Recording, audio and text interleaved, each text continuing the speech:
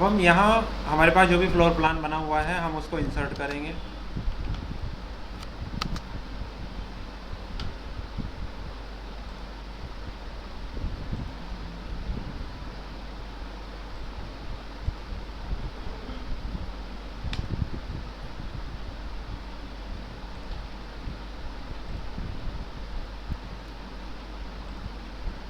ये हमारे पास CAD plan है। ऑब्वियसली मल्टीपल कलर्स में है और आपने लेयर्स में इसको बनाया है, सारे काम किए हैं। वॉल के लिए आपने ये 100 mm और 230 mm की वॉल है क्या थिकनेस? ओके चलो जी, फ़िलहाल के केस में हम क्या करते हैं,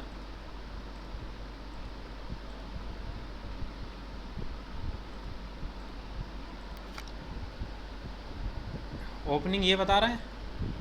हाँ ठीक है, हमें ओपनिंग चाहिए, वॉल्स चाहिए। ये किस लेयर में है? ज़ीरो। अच्छा ये करंट लेयर है अभी। ये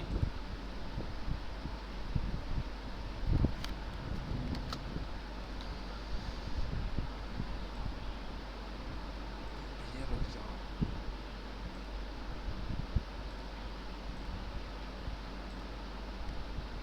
बहुत बढ़िया।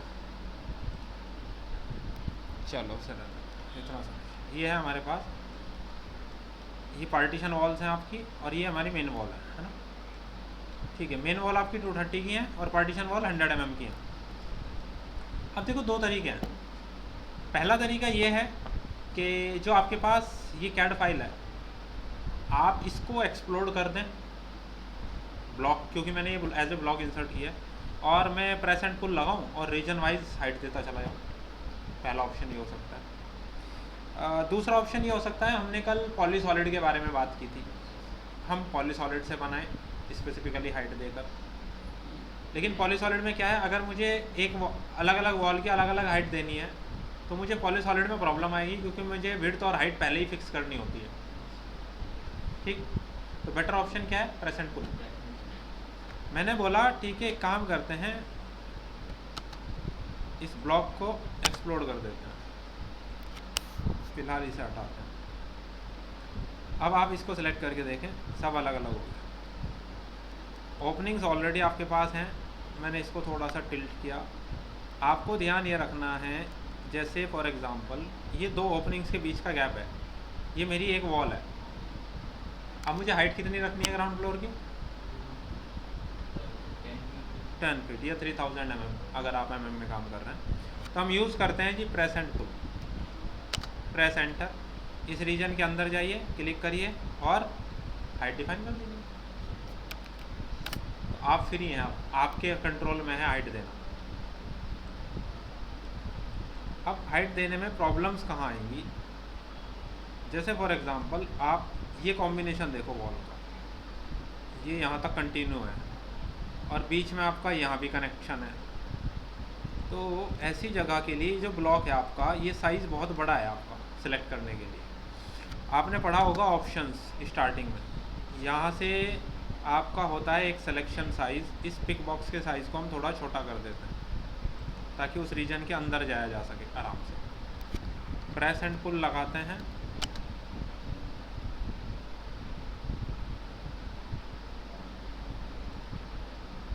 ये तो अलग ही स्केच सेलेक्ट हो रहा है।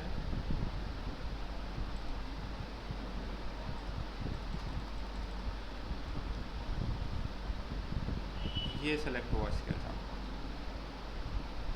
मतलब ये लाइन भी कंटिन्यू नहीं है, अंदर वाली दिख रही है बीच में लाइन एक। Height again 3000।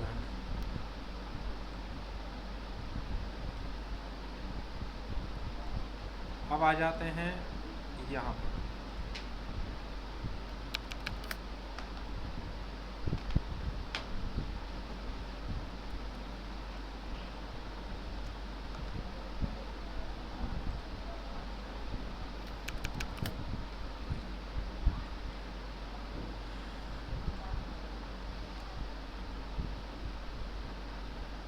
ये वाली वॉल तो सेपरेट है आपकी।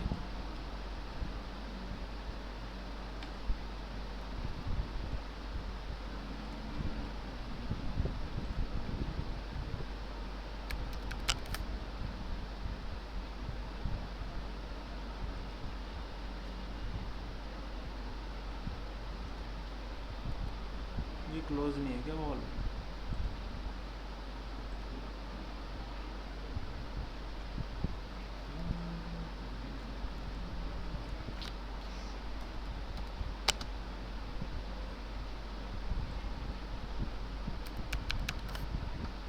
सब कुछ ब्लू क्यों आ रहा है? क्योंकि लेयर का कलर वही है।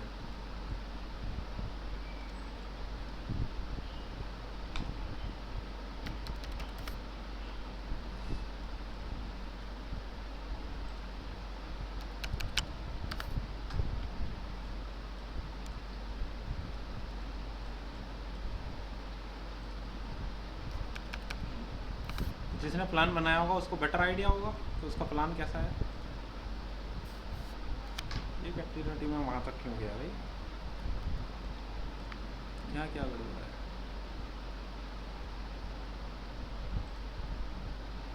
पूरी तरह कनेक्टेड तो है।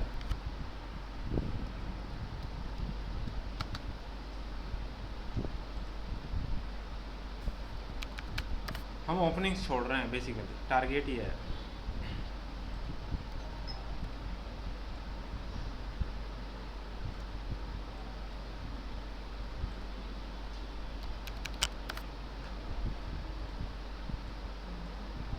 और कोई वॉल बची है?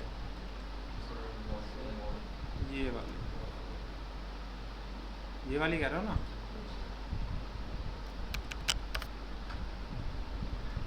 और कोई?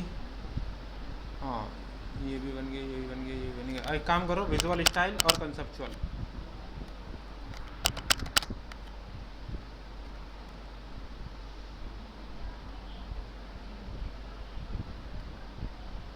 अब तो नहीं बची कोई वॉल? ठीक है। ये विंडो है, ये किस टाइप का? फिक्स ग्लास, स्लाइडिंग डोर है ये? यार एक डोर यहाँ है, ये भी एंट्री है, तो यहाँ क्या है यार? ऐसी बात तो फिक्स ग्लास विंडो है। तो सिलाइट कितना है? 8 फीट। तो सिलाइट 1 फीट है, 1 फीट। अरे वो तो वॉल की हाइट है ना बेटा, 10 फीट। विंडो के नीचे कितना गैप है? 0 से तो नहीं लगी, 0 से तो डोर लगता है, तो कितनी हाइट के बाद शुरू होती है विंडो? 1 फीट। तो दैट इज सिल हाइट, उसे हम सिल हाइट कहते हैं। ठीक है, ओके। अब देखो, सबसे आसान तरीके से समझने की कोशिश करते हैं। ये हमारे पास जो कैड फाइल है फ़िलहाल, आप टॉप व्यू पर वापस आओ, क्योंकि नीचे से वो आपकी सेलेक्ट होती रहेगी बैकग्राउंड में। आप अब एक काम करो, इसको सेलेक्ट करो, लेकिन वो हमने एक्सप्लोर कर दी ना। सिलेक्शन, शिफ्ट दबाओ, 3D को हटा दो। हट गया जी, उसे यहाँ रखो। क्लियर हो गया? अब कोई पॉइंट पिक नहीं होगा उसका कैड फाइल का। अब आप अपने 3D के अकॉर्डिंग चलेंगे। आपकी रिक्वायरमेंट क्या है? इसे 2D वायर फ्रेम में चेंज करो, और आप इनके बीच की गैपिंग को अब कवर करो अलग अलग रेक्टेंगल से, जो ओपनिंग्स हैं। चाहे वहाँ विंडो था, डोर था, डजेंट मैटर, आप रेक्टेंगल बनाते चले। REC enter. एक काम करो, वो आप अलग लेयर में काम कर लो। 0 लेयर ऑफ तो नहीं है, ठीक है। अब 0 लेयर में काम स्टार्ट करो।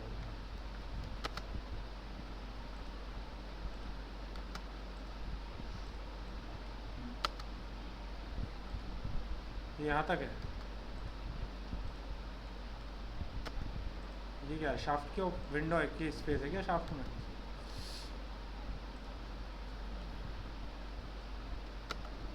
देखो, मैं फिर से बोल रहा हूँ, मैं उतना यूज टू नहीं हूँ फ्लोर प्लान्स के साथ।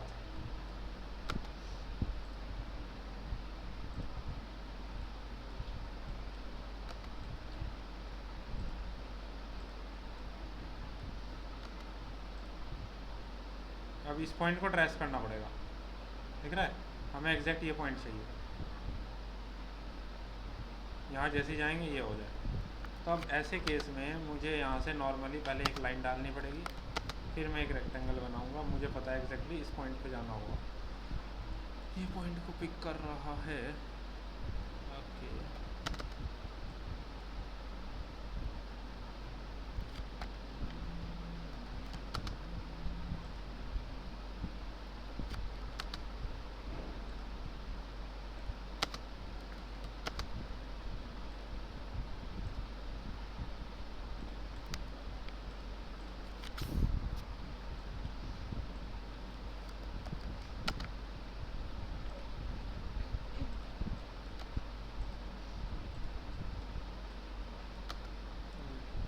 यहाँ भी कुछ आर्च वगैरह है क्या?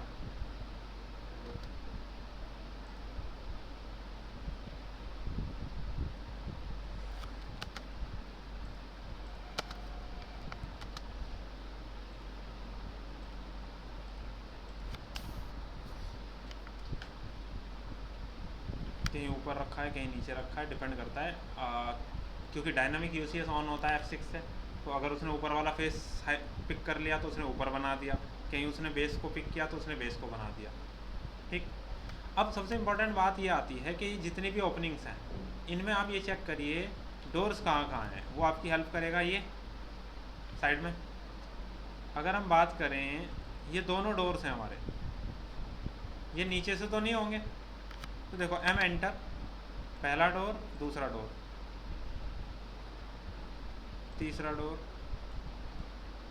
चौथा ये भी डोर है, पांचवा ये भी डोर है, और ये भी डोर है।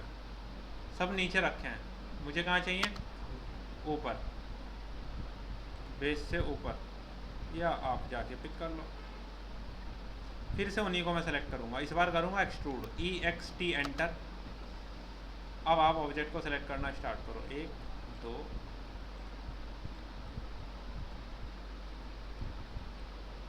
3 4 5 6। एक्सट्रूड करना है मुझे, कितना करना है? माइनस के 900 नीचे की तरफ। तो नीचे का स्पेस रह गया 2100, यानी कि 7 फीट। थोड़ा अंडरस्टैंडिंग चाहिए तो देखो, नीचे नीचे की हाइट रहेगी ना, अभी कलर पे मत जाना, नीचे नीचे का रह गया 7 फीट। अब बात बताइए आप, ये लास्ट में और ये स्टार्टिंग में जो है ये सेम साइज़ है क्या अप्रॉक्स?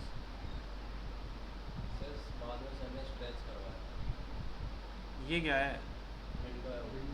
पीछे भी अपना स्पेस था क्या? जैसे दोनों तरफ खुला रास्ता है। ओके। अच्छा, ये किस तरह की एंट्री है? इसमें कहीं आर्च वगैरह कुछ ऐसा कंसेप्ट है क्या बना हुआ? मेन गेट है पूरा 10 फीट क्लियर खुला हुआ है, कुछ नहीं ऊपर? सर, वहाँ पे स्टेज है और अंदर पार्किंग टाइप जगह है। तो कुछ बनाना नहीं है हमें? हाँ, नहीं, बस कॉलम वॉलम तो कुछ तो होगा यार ऊपर, ऐसा भी क्या? बिल्कुल नहीं, कुछ तो आपका ऊपर अपने के 300। चलो इसे छोड़ दिया आपने।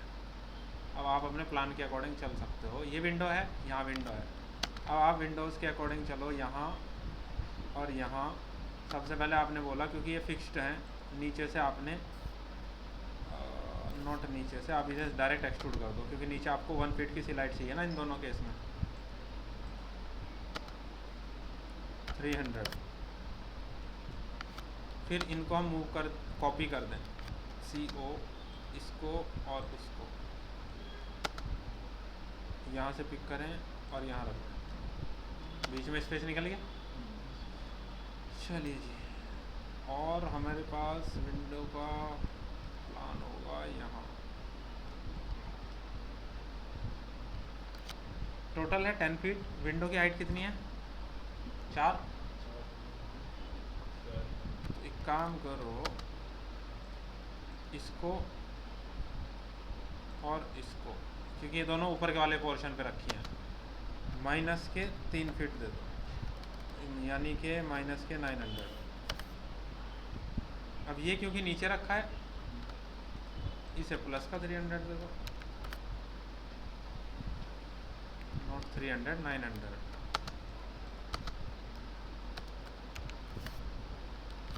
पहले इसी को कॉपी करके ऊपर रख दो आप,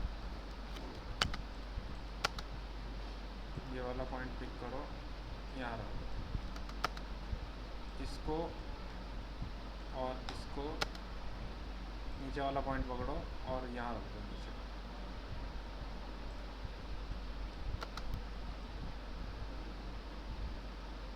ठीक है जी। अब हमने बोला ठीक है ये पूरा एक यूनिट बना दो, तो UNI एंटर। चलो अब तो कुछ नहीं दिख रहा ना अलग अलग। देखो विंडो की हाइट यहाँ निकल गई आपकी, उसकी निकल गई, ये डोर्स हो गए, वो विंडोज़ की ओपनिंग्स बन गई। कोई दिक्कत? चलो जी, अब वापस आते हैं टॉप व्यू पर, और यहाँ आकर हम एक रेक्टेंगल बना देते हैं।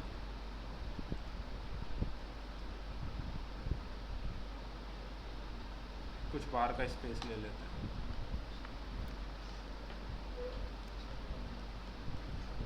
अब ये ऊपर जाके ओवरहैंग हुआ है क्या? ऊपर जाके स्लैब जो डला लेंटर वो बाहर निकाला है क्या आपने फर्स्ट फ्लोर पे? कितना? वही 12 फीट लगभग पूरा।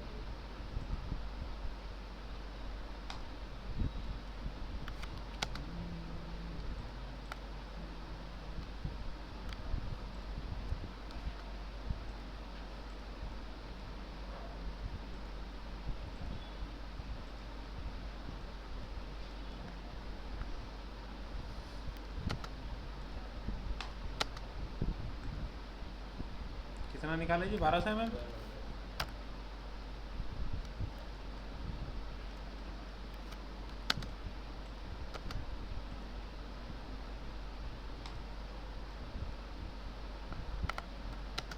बताइए स्लैब की थिकनेस कितनी है?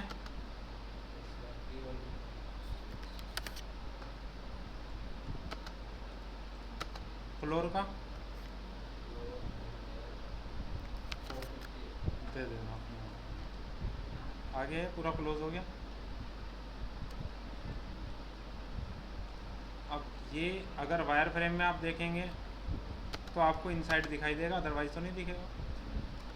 तो हम इस पोर्शन को बाद में प्लेस कर लेंगे, अभी इसे साइड में करके रख दो। अब देखो आपके पास डोर्स के साइजेस, डोर बनाने पड़ेंगे। डोर बनाने का सबसे आसान तरीका तो ये होगा कि आप सबसे पहले तो ये करना, डायनामिक यूसीएस ऑन कर लेना F6 से, जो हमने यूज़ किया था। मैंने बोला मुझे एक रेक्टेंगल बनाना है, इस फेस पर मैं गया, मैंने बोला पहला पॉइंट, दूसरा पॉइंट, एक रेक्टेंगल बन गया। ये इस डोर का साइज़ आ गया। सेम इसी तरह आपको हर एक जगह के डोर के साइज़ ले लेना है।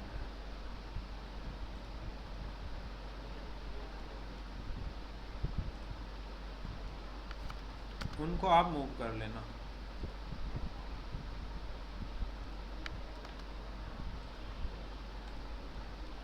अब आपको इनको डोर के पैनल की थिकनेस दे देनी है फ़िलहाल, इतना आप कर सकते हैं। EXT एंटर, ऑब्जेक्ट को सेलेक्ट करो, एंटर करो, इसको कुछ थिकनेस दे दो। लेट्स से आपने थिकनेस दे दिया इसको 50 mm।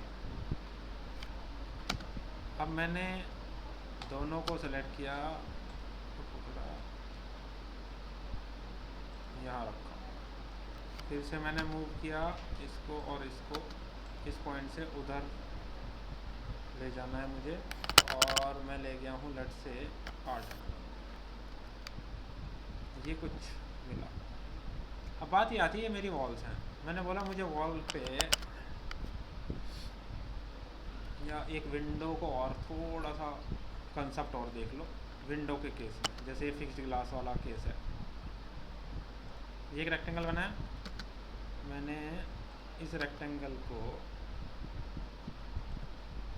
मूव किया यहाँ। अब मैं चलता हूँ फ्रंट व्यू पर, मैं करता हूँ इसको ऑफसेट, आप देख लेना डायमेंशन के अकॉर्डिंग क्या करना है, ठीक है।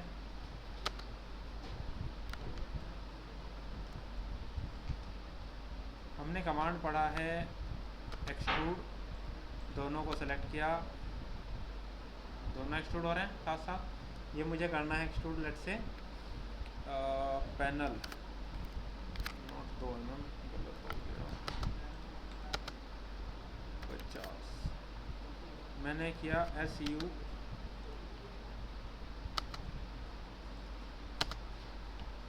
फिर मैंने एक और रेक्टेंगल क्रिएट किया, फ्रंट पर जाएंगे वापस,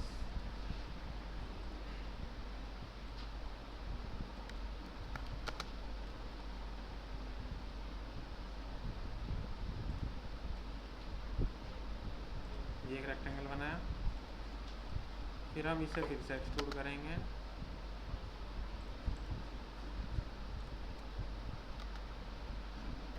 एट mm का गिलास है लेट्स से, आप देख रहे हैं आपने ये 8 mm का गिलास लगाया, ये पूरा 50 mm किया था, तो हमने इसको 10, 8, 42, तो यहाँ से हम उसे ले जाए अंदर 21 कह रहा हूँ।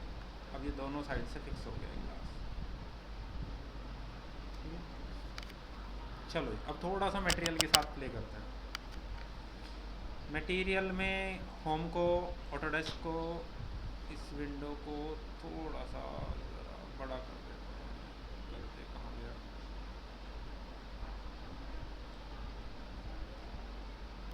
यहाँ आते हैं वुड पर, और लेट से ये वाला वुड यूज़ करना है या ये वाला यूज़ करना है या कोई भी आपको यूज़ करना है, आप मल्टीपल ऑप्शंस ऐड कर सकते हैं। ऐड करने के बाद आप ग्लास पर आइए, ग्लेजिंग पर आइए, यहाँ भी कुछ ग्लासेस हैं। लेट से मैंने बोला डार्क ब्लू या ब्लू ग्रीन, इस टाइप से आप यूज़ कर सकते हैं। मैंने बोला ये ब्लू ग्रीन मुझे इसको देना है, और ये वाला कलर मुझे इस आउटर पार्ट को देना है। विजुअल स्टाइल रियलिस्टिक, अब फ़र्क नज़र आया? चलो एम एंटर, सेलेक्ट एंटर, इसका मिड पॉइंट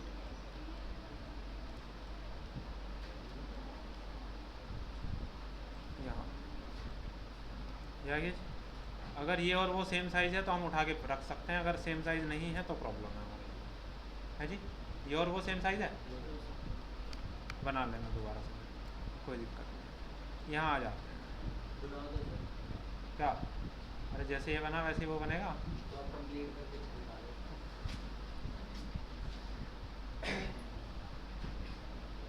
देखो प्रैक्टिस की ज़रूरत मुझे नहीं, आपको है, फिर मज़े लेते रहो चुपचाप।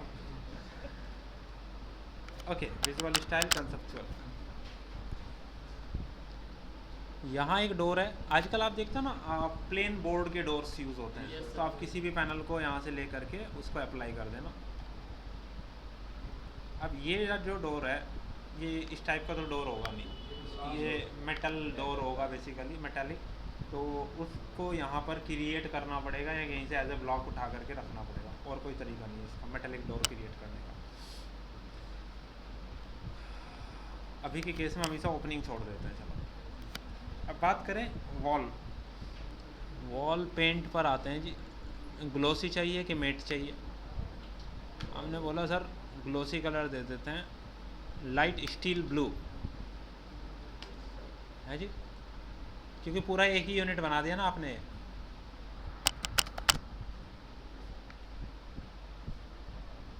ठीक है जी बात, रियलिस्टिक में फ्लोर भी है, तो ज़रा फ्लोर का भी देख लो, कुछ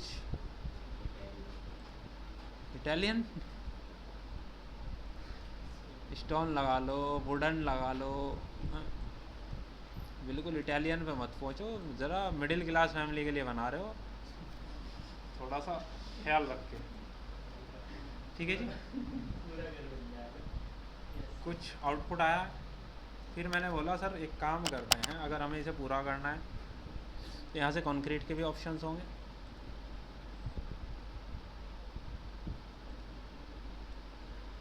वो इसको दे देते हैं। अब इसको यहाँ से यहाँ पर प्लेस कर देंगे। इसी तरीके से आपको वन बाय वन हर एक पार्ट के लिए अलग अलग क्रिएट करना पड़ेगा सबका, ठीक है जी बात। जब काम हो जाएगा टाटा बाय बाय, उसका काम ख़त्म, 2D के लिए हमने रेफरेंस के लिए यहाँ इंक्लूड किया था। उसके बाद आप एक और चीज़ एनालाइज कर लेना कि जब ये पूरा आ गया, इस पूरे ऑब्जेक्ट को सिलेक्ट करो और उसका एक कॉर्नर पकड़ करके उसे कर दो 0,0, Z एंटर, A एंटर, होएगा भी नहीं। इसका मतलब यह है कि अगर मैं इसको वापस करूं तो देखो वो उसी कॉर्नर पे रखा है, हमने ये बता दिया कि ये कॉर्नर 0,0 पर है। ठीक है इतनी बात। चलो अब देखो, हालांकि इसके एलिवेशन तो कुछ बहुत बड़ा काम नहीं है, बहुत सिंपल सी चीज़ है, लेकिन अगर फिर भी आपको इस बिल्डिंग के लिए कोई एलिवेशन क्रिएट करना पड़े, एक काम करते हैं यार, स्लैब हटा देते हैं, अदरवाइज़ फ्लोर प्लान देखने में और आपको प्रॉब्लम आएगी। लेकिन अगर हमें रिप्लेस करना है तो सिंपल सी चीज़ है, रेक्टेंगल बनाना है, एक्सट्रूड करना है, दैट्स ऑल, उसमें कुछ नहीं है। हमने बोला सर ये है, हम ये चाहते हैं कि हम सबसे पहले जैसे फ्लोर प्लान क्रिएट करते हैं, अगर हमने 3D मॉडल बना लिया डायरेक्ट, हमारे पास कोई कैड प्लान नहीं था, हमने पॉलीसॉलिड उठाया और उसी का रेफरेंस लेकर के बनाना शुरू कर दिया, तो क्या हम उसको बाद में उससे फ्लोर प्लान, एलिवेशंस ये क्रिएट कर सकते हैं, या हमें वो बाद में 2D में फिर से बनाने पड़ेंगे अलग से? आप डायरेक्टली क्रिएट कर सकते हो, कोई प्रॉब्लम नहीं आएगी आपको। लेआउट 1 पर आते हैं जी। अब देखो ज़्यादा इन डेप्थ तुमने पढ़ा है, प्लॉटिंग करना, टाइटल ब्लॉक बनाना, एट्रीब्यूट्स इसमें ऐड करना, हम उसकी बात नहीं करें। हम सीधे जा रहे हैं layout, right click, page setup manager, modify, paper का साइज़। यहाँ से पहले ले लेते हैं DWG टू PDF, कहाँ गया हमारा? Third last. चलो ISO फुल ब्लेड पेपर, यहाँ से ले लेते हैं A1 साइज, ठीक है जी,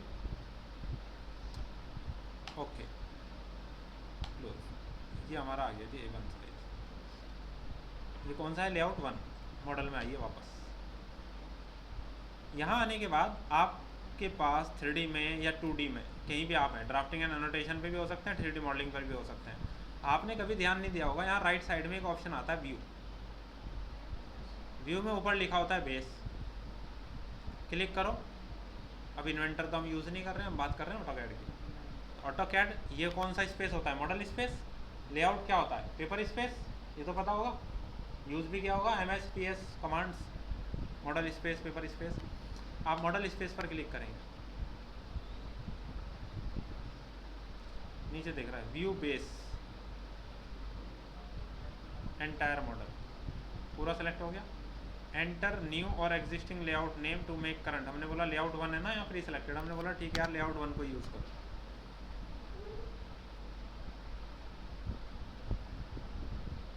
कर लो भैया,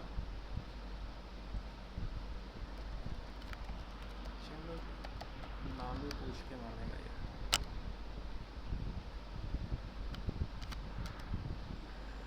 यहाँ आगे अब ये कह रहा है देखो, location of base view define करो, कौन सा है आपका, ये है आपका बेस व्यू या कौन सा ओरिएंटेशन है। तो हम यहाँ ओरिएंटेशन पर क्लिक करें, अगर यहाँ आगे सारे ओरिएंटेशन, हमने बोला हमारा जो बेस है वो टॉप व्यू है, ठीक है।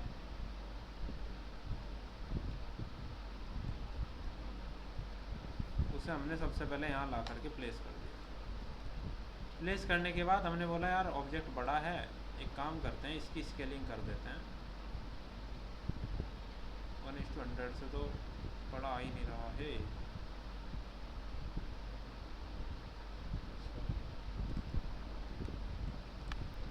चलो फिलहाल पहले इसे ओके करते हैं। अब देखो उसी के कॉरस्पॉन्डिंग व्यूज़ आने शुरू हो गए। इसका एलिवेशन ऊपर ले जाऊं, अगर मैं इधर ले जाऊं इसका साइड एलिवेशन, इधर ये एलिवेशन, इधर लाऊं तो बैक्स, आपके सारे कॉरस्पॉन्डिंग व्यूज़ क्रिएट हो सकते हैं यहीं पे, इवन आइसोमेट्रिक भी।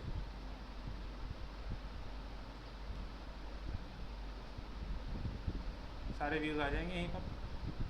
मैंने बोला कि यार इतना सफिशिएंट है, लेआउट 1 पर वापस आएँ, और अगर यहाँ आकर के बेस बोलें वापस से यहाँ पर हमारा, अच्छा ड्राइंग 2 पर आ जाओ वापस, यहाँ से मॉडल पर आओ, हमारा जो बेस व्यू है वो ये है टॉप व्यू।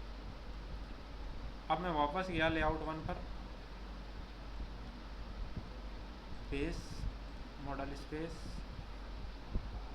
यहीं से भी सिलेक्शन कर सकते हो आप, टॉप। अब स्केल सही हो गया।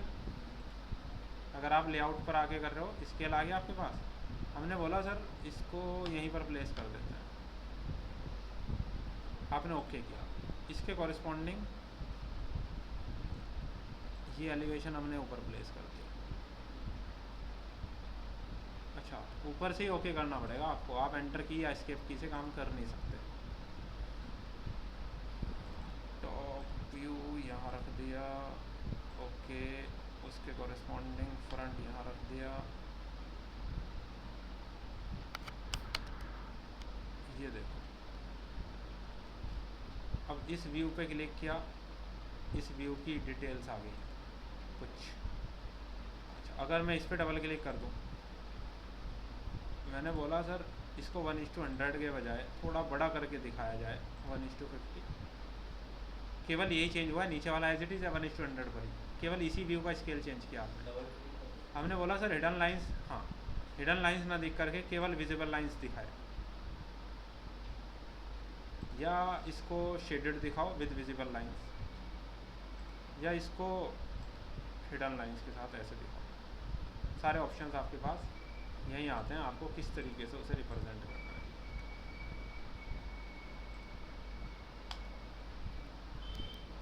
एलिवेशन तैयार।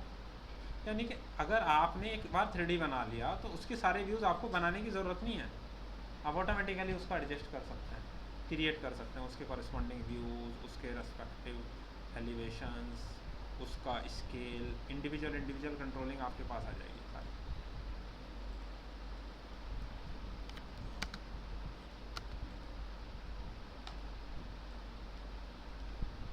किसी एक चीज़ को ऐसे कर रहे हो, उसे कर रहे हो, मल्टीपल आप काम कर सकते हो।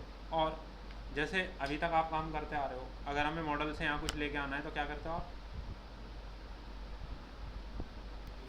MV एंटर, इस पे जाके डबल क्लिक करो तो ये एक्टिवेट हो जाता है। सर हमें यहाँ इसका आइसोमेट्रिक चाहिए, आप ऐसे नॉर्मली भी ला करके प्लेस कर सकते हो। तो जो आप यूज़ करते आ रहे थे वो तो एज इट इज़ यूज़ हो ही जाएगा, उसके अलावा आप इस तरीके से उसके व्यूज़ भी क्रिएट कर सकते हो मल्टीपल। ये डिटेलिंग पर्पज़ के लिए होता है 3D से, लेकिन ऑटोकैड में ऐसे वर्क होता नहीं है बेसिकली। ऑटोकैड तो यूज़ ही 2D के लिए होता है। वापस आए अपने मॉडल स्पेस में, अगर हमने बना लिया है,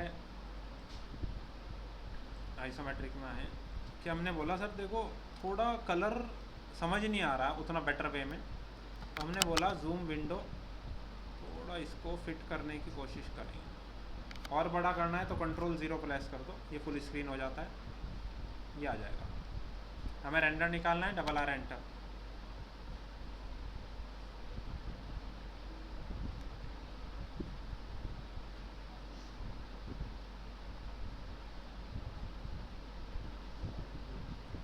यहाँ पर क्या हो रहा है, शेडोज़ वगैरह सारी चीज़ें दिख रही हैं आपको रेंडर के अंदर।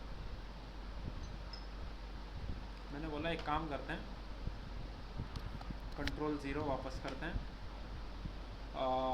विजुलाइज में आते हैं, रेंडर का साइज़ सेलेक्ट करते हैं, क्वालिटी नहीं छेड़ते वरना टाइम बहुत ज़्यादा ले लेगा, और इसी को रेंडर करते हैं दोबारा से।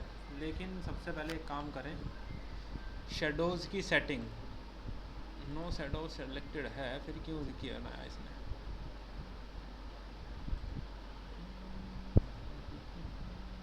चल डबल R एंटर। पहले के कंपैरिजन में आप चेक करो, क्वालिटी थोड़ी सी एनहांस हो गई है, ज़्यादा नहीं, थोड़ी सी एनहांस हुई है। ये एक काइंड ऑफ स्टैटिक इमेज है, केवल आप इसे रोटेट तो करके नहीं देख पाओगे रेंडर इमेज, लेकिन यहाँ आपको मटेरियल का एग्जैक्ट देखो, यहाँ तो आपको थोड़ा सा मटेरियल जो है वो अलग ग्रेश नज़र आ रहा है, लेकिन अगर आप यहाँ के देखोगे थोड़ा कलर में आपको उसका एग्जैक्ट इफेक्ट दिखाई दे रहा है। अगर आप इसको सेव करना चाहते हो, यहाँ क्लिक करो, डेस्कटॉप पर सेव करना है, PNG फाइल है, सेव कर दो, bit rate as it is save कर देना है, इसे क्लोज़ कर दो, मिनिमाइज़ करें आप, ये रही आपकी फाइल जिसे हम यूज़ कर सकते हैं अपने प्रोस्पेक्टस वगैरह बनाने के लिए। किसी भी बिल्डिंग का है, उसको आगे चल के आपको एज ए कॉन्ट्रैक्टर उसका एडवर्टीजमेंट वगैरह करना है तो हमें उसकी रिक्वायरमेंट होती है। हाल तो मॉडलिंग टूल यूज़ करोगे, उसमें रेंडरिंग इंजन्स होते हैं, बहुत हाई क्वालिटी के रेंडर्स निकाल सकते हो आप, फर्नीचर्स प्लेस कर सकते हो, ये सारी चीज़ें मॉडलिंग सॉफ्टवेयर जैसे 3ds Max, SketchUp, Revit, ये सब चीज़ें हम लोग यूज़ करते हैं। कैड पर वापस आ जाते हैं। हमारे पास एक और चीज़ थी, that is motion path animation. उसको यूज़ करने के लिए मैं एक सर्कल क्रिएट कर रहा हूँ, एक इसके रेस्पेक्ट में दूसरा सर्कल क्रिएट कर रहा हूँ।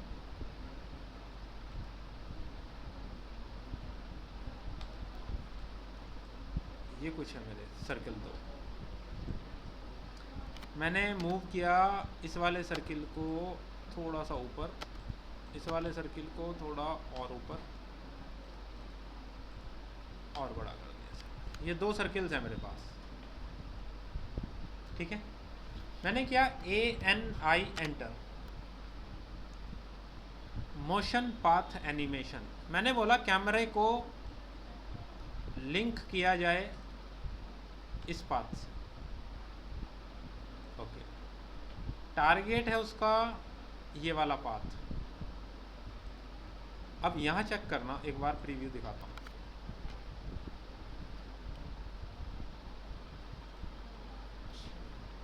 थ्री 360 डिग्री व्यू ले रहा है। मुझे थोड़ा और इनसाइड का देखना है अगर, यानी कि मेरा जो पाथ है वो थोड़ा और ऊपर जाना चाहिए।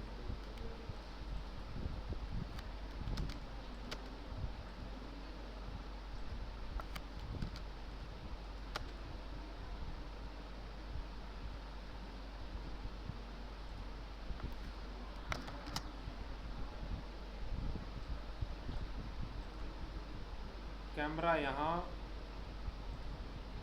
टारगेट पाथ ये वाला, वीडियो बने एटलीस्ट 10 सेकंड का, क्वालिटी थोड़ी एनहांस और प्रीव्यू।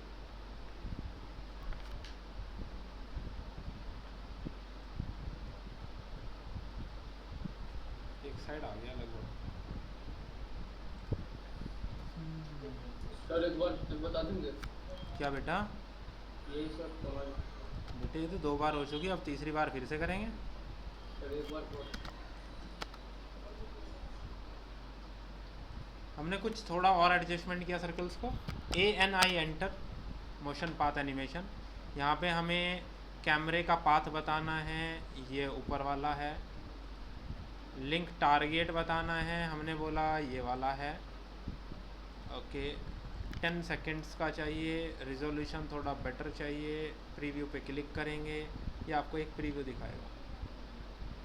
अब थोड़ा बेटर आया है, ठीक है। मतलब एडजस्टमेंट आपको करना पड़ता है थोड़ा सा।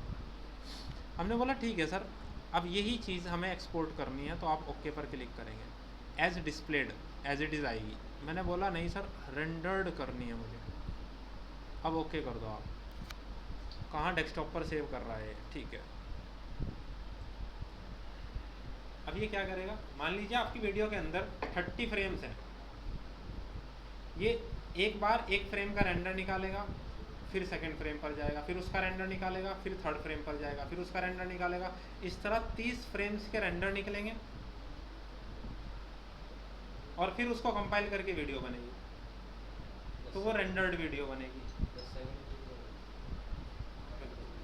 और अगर हम एज डिस्प्ले यानी कि विजुअल्स, जो हमने रियलिस्टिक खोला था ना विजुअल स्टाइल, वो रियलिस्टिक में दिखाएगा, केवल रेंडर्ड नहीं दिखाएगा। अब देखो रेंडर्ड निकालने में कितना टाइम लगेगा आपको, दिखाई दे रहा है? इसलिए इसे कर देते हैं कैंसिल। एज इट इज़ रखते हैं, एज डिस्प्लेड पर ओके कर देते हैं बस। तो भैया आप इसी को एक्सपोर्ट कर दो बस, ट्रिपल ई।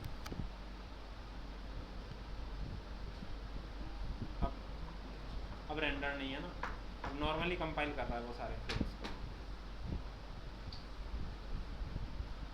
देखो पीछे कैमरा भी घूम रहा है आपका।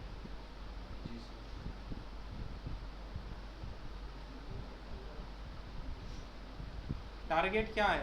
कैमरे का डायरेक्शन, वो टारगेट से डिसाइड हो रहा है। एंगल, कितना एंगल पर कैमरा देख रहा है।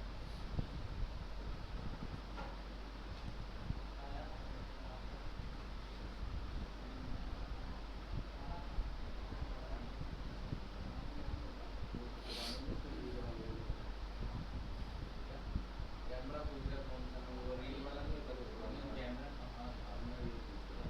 कैमरा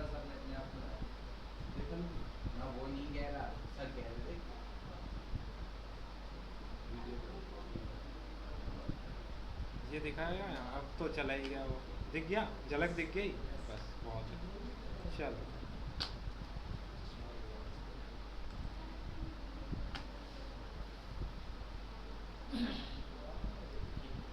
ठीक है जी, अब भेज दो, क्लाइंट को समझ में आ जाएगा घूमते देख के कहाँ उसको 10-15 व्यूज़ भेजोगे अलग अलग, 360 व्यूज़ भेज दो, उसको समझ आ जाएगा कि क्या ये भी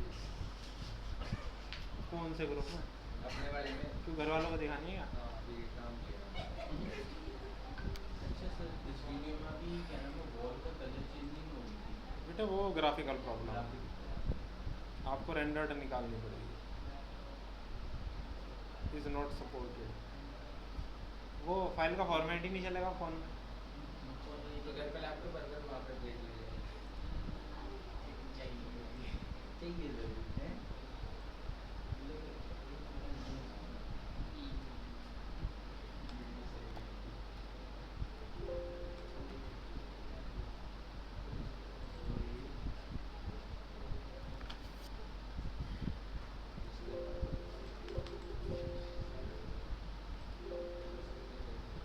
पता नहीं क्या प्रॉब्लम है, देख लेंगे बाद में जी। सो यही आपका क्या था, लास्ट यही था आपका एनीपात, ठीक है जी। हाँ, आपकी साइड से प्रैक्टिस जितना ज़्यादा करेंगे उतना ज़्यादा बेटर आपको समझ आएगा। एक और चीज़ आप देख सकते हो साथ साथ, जब इतना हो गया है एक और चीज़ देख लो आप साथ में। आप लेआउट पर गए थे, यहाँ आपको सबसे ज़्यादा प्रॉब्लम आती है सेक्शंस क्रिएट करने में। हमने ये व्यू प्लेस किया, मैंने इस व्यू को सेलेक्ट किया तो ऊपर मेरे पास आता है सेक्शन, मुझे पूरा एक सेक्शन क्रिएट करना है। मैंने बोला यहाँ से ऐसे सेक्शन काटना है यहाँ तक, ये आएगा जी सेक्शन। हैचिंग को शो करना है या हैचिंग को शो नहीं करना है, इस व्याप पर डिसाइड करता है। फुल, स्लाइस, डिस्टेंस, सारे ऑप्शंस आते हैं आपके पास। आप सेक्शंस व्यूज़ भी बड़े आसानी से बना सकते हो। व्यू को सेलेक्ट करो, सेक्शन का ऑप्शन आ जाएगा, सेलेक्ट कर लो, आप ऐसे बोल दो यहाँ से यहाँ, ये एक सेक्शन काटना है बस, तो एक वॉल ही तो दिखेगी बस। आपने बोला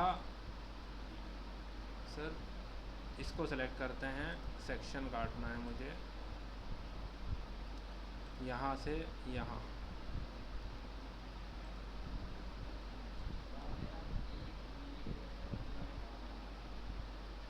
ये आएगा सेक्शन में।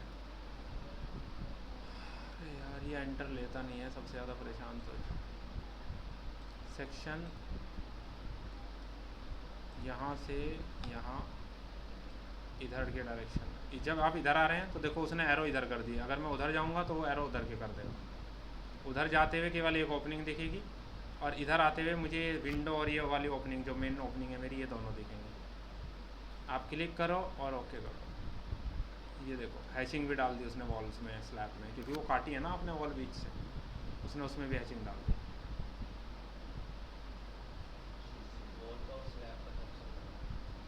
जो जो आया उसने काट दिया,